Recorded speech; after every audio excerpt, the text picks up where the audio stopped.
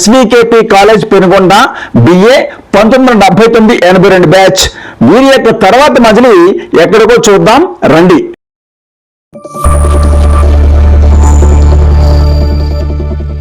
Hi, hello, నమస్తే, ఆదాబ్.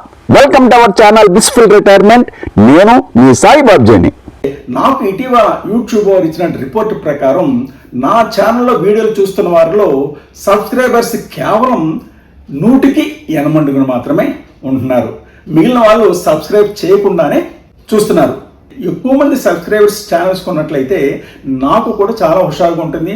నా channel యొక్క మరి ప్రేక్షకుల కోసం కొత్త కొత్త వీడియోలు తయారు చేయాలనేటువంటి హుషారు కూడా నాకు ఉంటుంది కదా. అందుగురించి మొట్టమొదటిసారిగా నా ఛానల్ చూస్తున్నా, లేకపోతే ఎంతవరకు నా ఛానల్ సబ్స్క్రైబ్ చేయకపోయినా దయచేసి నా ఛానల్ సబ్స్క్రైబ్ చేసి నాకు ప్రోత్సాహం ఇవ్వాల్సిందిగా కోరుతున్నాను.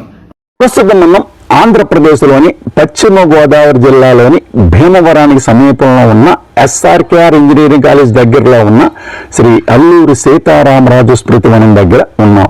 శ్రీ అల్లూరి సీతారామరాజు గారు అతి చిన్న వయసులోని గిరిజనులు పడుతున్నటువంటి ఇబ్బందులను గ్రహించి బ్రిటిష్ వారికి వ్యతిరేకంగా మరి రంప పితూరును నిర్వహించినటువంటి గొప్ప దేశభక్తుడు, త్యాగనిరతి కలిగినటువంటి అత్యంత ధైర్యవంతుడైనటువంటి వ్యక్తి శ్రీ సీతారామరాజు గారు. అటువంటి సీతారామరాజు గారు 125వ జయంతి ఉత్సవాల్లో భాగంగా జూలై 4, 2022న భారత ప్రధానమంత్రి నరేంద్ర మోడీ గారి చేత ఈ విగ్రహం ప్రారంభించబడింది. ఆ తర్వాత జూలై 4, 2023న మన రాష్ట్రపతి శ్రీమతి ద్రౌపది ముర్ము గారి చేత దీన్ని వర్చువల్ విధానంలో అధికారికంగా జాతికి అంకితం చేశారు. భీమవరం దగ్గర ఉన్నటువంటి ఈ స్మారక వనం అనేది భారతదేశపు గొప్ప స్వాతంత్ర సమరయోధుడికి అంకితం చేయబడింది. అటువంటి అల్లూరి యొక్క మరి సాహసాలు జ్ఞప్తి తెచ్చుకుని ఆయనకి ఒక్కసారి సెల్యూట్ శ్రీ సీతారామరాజు, నీ యొక్క త్యాగనిరతికి మరి ధన్యవాదాలు, కృతజ్ఞతలని మరి ఆయనకి నివాళులు అర్పించాను. ఈ కాంస్య విగ్రహం 30 అడుగుల ఎత్తుతో ప్రధాన ఆకర్షణగా ఉంటుంది. ఇది దక్షిణ భారతదేశంలోనే అత్యంత ఎత్తైన అల్లూరి విగ్రహాలలో ఒకటి.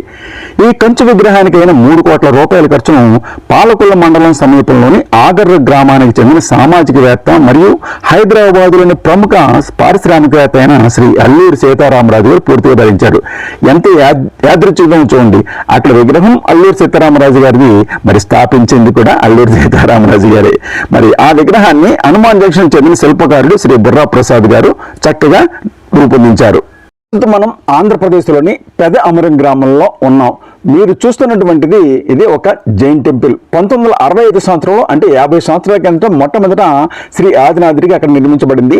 అది జీర్ణోద్ధరణ కావడంతో మరి ఇటీవల అంటే 2015 సంవత్సరంలో అంటే స్వర్ణోత్సవ సందర్భంగా ఈ ఆలయాన్ని నిర్మించారు. ఇక్కడ దక్షిణ భారతదేశంలో మొట్టమొదటి వృషభ దేవాలయం ఈ శ్రీ ఆదినాథ్ దేవాలయం. ఇక్కడ పెద అమరంలో 150 సంవత్సరాల క్రితం వెలిసిన స్వయంభూ శ్రీ ఆదినాథ్ భగవాన్ యొక్క విగ్రహం ఇక్కడ ఉంది. విగ్రహానికి చాలా పెద్ద చరిత్ర ఉంది. పశ్చిమ గోదావరి జిల్లాలోని భీమవరం సమీపంలో ఉన్న పెద అమరంలో 150 సంవత్సరాల కిందట భూగర్భంలో ఒక విగ్రహం బయటపడిందట. చుట్టుపక్కల ప్రజలు దాని యొక్క ప్రాముఖ్యతను గ్రహించకుండా దానిని ఒక అపరిశుభ్రమైన ప్రదేశంలో ఉంచారని చెప్తారు. ఆ తర్వాత వారం రోజుల్లోనే ఆ ప్రాంతంలో అశాంతి ప్రబలిందట. శాంతికి భంగం కలిగింది. తాము చేసిన అపవిత్రతను ప్రజలు వెంటనే తెలుసుకున్నారట. పశ్చాత్తాపడిన తర్వాత ప్రార్థనా సంగీతాల మధ్య భక్తి శ్రద్ధలతో ఆ విగ్రహాన్ని మరింత సముచితమైన ప్రదేశంలో ప్రతిష్ఠించి సరైన పరిహారం చేసిన తరువాత మాత్రమే ఆ ప్రాంతం మళ్ళీ సాధారణ స్థితికి వచ్చిందట. ఆ విధంగా ఆ విగ్రహం గొప్ప అద్భుతాలు చేస్తుందని నమ్ముతారు. ప్రతి సంవత్సరం కార్తీక పౌర్ణమి నాడు వేలాది మంది భక్తులు ప్రార్థనలో, పూజలలో పాల్గొనడానికి ఇక్కడికి తరలి వస్తారట. పెద్ద ఉత్సవం జరుగుతుందట. ఈ ప్రాంతానికి సమీపంలో ఇటువంటి వేరే ఆలయం లేదు. ఇక ఆలయ వాస్తుశిల్పం గురించి చూసినట్లయితే చాలా బాగుంటుంది. ఇటువంటి ఆలయాన్ని సందర్శించడానికి ఉత్తమ సమయం సూర్యాస్తమయానికి ముందైతే ప్రశాంతంగా ఆలయంలో కూర్చుని మహావీర భగవానుని మరి మన ముందు ఉన్నటువంటి అనుభూతిని పొందవచ్చని చెప్తున్నారు. ఇటువంటి ఈ దేవుని దర్శించుకునే పద్ధతి మరి ఇక్కడ బోర్డు మీద రాయబడింది. దేవుని దర్శనానికి మనం అచంచలమైన విశ్వాసంతో, శ్రద్ధాభక్తితో పవిత్ర స్నానం చేసి శుభ్రమైన వస్త్రాలు ధరించి రావాలి. చెప్పులు వగైరాలు బయట వదిలి వచ్చినట్లే సాంసారికమైన ఆలోచనలు కూడా మనస్సు నుంచి విసర్జించి ఆలయం లోపలికి వెళ్ళాలి. ఆలయం ముఖద్వారం దాటగానే భగవంతుని దర్శనం జరిగినప్పుడు భగవంతుని విగ్రహాలపైన దృష్టి లగ్నపరచాలి. ఏ ఆలోచనలను మనస్సులోనికి రాకూడదు. లోనికి ప్రవేశించగానే 2 చేతులు జోడించాలి. భగవంతుని ఎదుట నిలబడి చేతులు జోడించి నడుమ శిరస్సు వంచి 3 సార్లు ప్రణామం ఆచరించాలి. గర్భగుడి బయట ఉండి నిలబడి ధూపదీప నైవేద్యాన్ని సమర్పించాలి. ఆ తర్వాత గంటను మ్రోగించాలి. భగవంతుని ఎదుట స్థిర చిత్తంతో నిలబడాలి, లేదా కూర్చోవాలి. దిక్కులు చూడరాదు. ఆలయం నుండి తిరిగి వచ్చేటప్పుడు వెనుకకు తిరిగి బయలుదేరకూడదు. ముఖద్వారం వరకు ఒక ప్రక్కగానే నడుచుకుంటూ బయటికి రావాలి అని ఇక్కడ రాసి ఉంది. ఈ ఆలయం తెరిచి ఉండే సమయం ఉదయం 6 గంటల నుంచి రాత్రి 8 గంటల వరకు. ఈ ప్రాంగణంలో ఏమీ భుజించరాదు.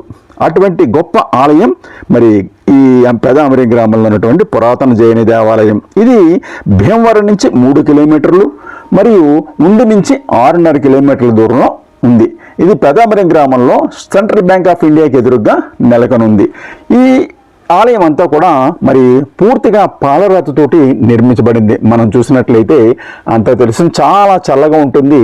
మరి జైన్ దేవాలయం కాబట్టి ఈ రాజస్థాన్కి చెందినటువంటి వారు అక్కడ దొరికేటటువంటి పాలరాతిని మరి తీసుకొచ్చి ఎంతో శ్రమించి ఎంతో వ్యయం చేసి ఈ ఆలయాన్ని నిర్మించడం జరిగింది.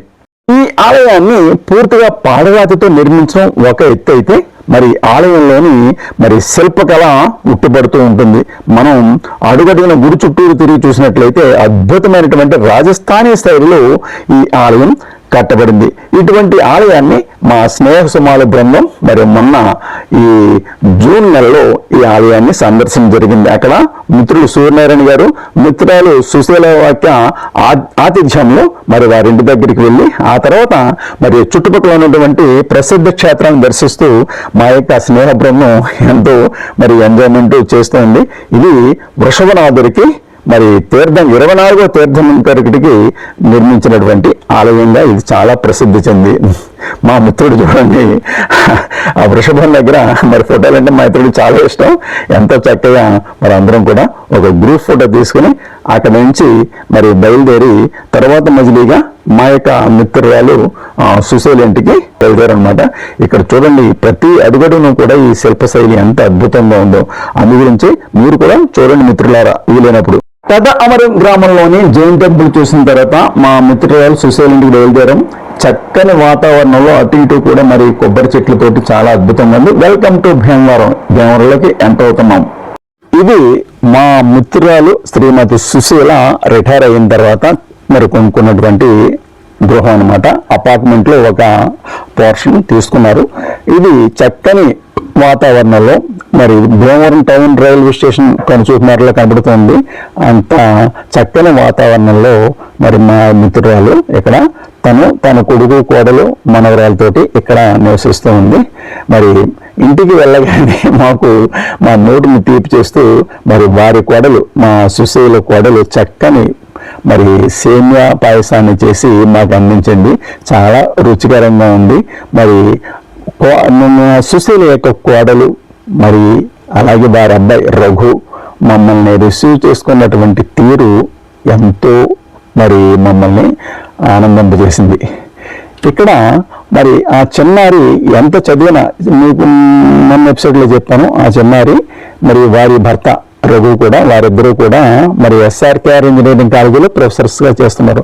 అయినప్పటికీ ఆ అమ్మాయికి వారి అబ్బాయికి కూడా పెద్దలేడన్నటువంటి గౌరవాభిమానులు చూస్తే చాలా ముచ్చరేసింది. మరి మా స్నేహ సమాల మిత్ర బృందం సుమారు 2 నెలలు అయిపోయింది కలుసుకుని. ఈ సమ్మర్ వల్ల గెట్ టుగెదర్ అవ్వలేదు. చివరికి జూన్ 3న కొద్దిగా చల్లబట్టంతో మళ్ళా మేమందరం కూడా ఈ విధంగా భ్రమరంలో మీట్ అవ్వాలని చెప్పేసి డిసైడ్ అయ్యి మొన్న జూన్ 3, 2026 మీట్ అవ్వడం జరిగిందనమాట. మరి మేమందరం కూడా కబుర్లు చెప్పుని టైం పాస్ చేసిన తర్వాత ఇక సాయంకాలం అవటంతో ఎవరింటికి వాళ్ళు బయలుదేరాం. మరి వచ్చేస్తుంటే మా మిత్రురాలు సుశీల తన కోడల చేత మరి చక్కని గిఫ్ట్స్ ఇచ్చింది. ఆ చిన్నారి చూడండి ఎంత ఎదిగి ఉండాలి ఉంటారు అనేటటువంటి సామెత ఇటువంటి వారి వల్ల వచ్చి ఉంటుంది. మరి ఆ చిన్నారి యొక్క పెద్దల అంటే ఉన్నటువంటి గౌరవం మరి చాలా ముచ్చరేసింది. అది ఒకరి చెట్టే వచ్చేది కాదు. మరి వారి యొక్క తల్లిదండ్రుల పెంపకం అది వారి తల్లిదండ్రులు చెప్పిన దాన్ని తూచ తప్పకుండా మరి పాటిస్తూ ఉన్నటువంటి ఈ చిన్నారి యొక్క గొప్పతనాన్ని మెచ్చుకోకుండా ఉండలేకపోయాం. మరి ఆ విధంగా మమ్మల్ని అందరినీ కూడా ఎంతో చక్కగా ఆప్యాయంగా రిసీవ్ చేసుకుని సింగిల్ హ్యాండ్ మీద మా అందరికీ చక్కని ఆతిథ్యాన్ని ఇచ్చి మమ్మల్ని అందరినీ ఎంతో గౌరవంగా మనస్ఫూర్తిగా మమ్మల్ని మరి ఆదరించి చేసినటువంటి ఆ అమ్మాయి చిన్నదైనా మరి ఆ అమ్మాయి యొక్క గొప్పతనానికి మేమందరం కూడా చాలా ముచ్చట అయిపోయిందాం. ఆ విధంగా చిన్నారి కుటుంబం ఆరు కొడుకు కోడలు అందరూ కూడా ఆయురారోగ్యాశ్వరులతో సుఖంగా ఉండాలని దీవించి మేము ఎవరి వాళ్ళకి డిస్పర్స్ అయిపోయాం. ఇది మిత్రులారా, ఈ వీడియో కనుక మీకు నచ్చినట్లయితే లైక్ చేయండి, షేర్ చేయండి. అలాగే మీ యొక్క వాల్యుబుల్ కామెంట్ని కామెంట్ బాక్స్లో ఉంచండి.